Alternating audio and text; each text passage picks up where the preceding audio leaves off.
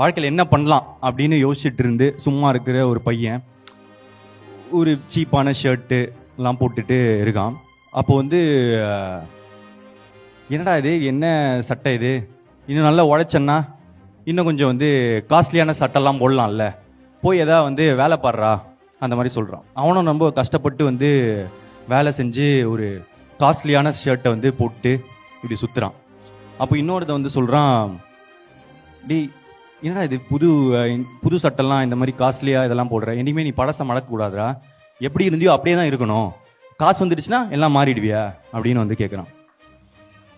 இப்போ சரி நம்ம பழசுக்கே போயிடுவோம் அப்படின்னு சொல்லிட்டு அந்த பழைய சட்டையை எடுத்து திருப்பி போட்டுக்கிறான்.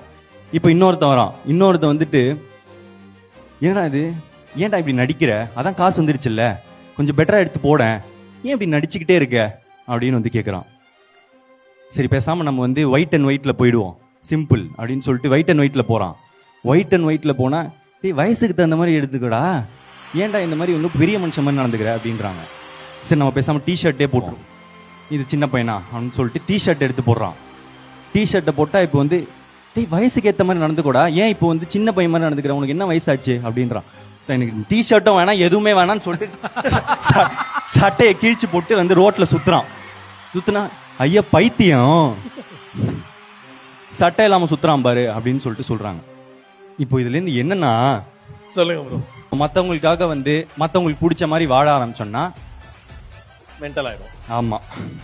ஸோ அதனால மற்றவங்க வாழ்க்கையை வாழட்டும், நம்ம வாழ்க்கையை வாழ்ந்துக்கலாம் நமக்கு பிடிச்ச மாதிரி.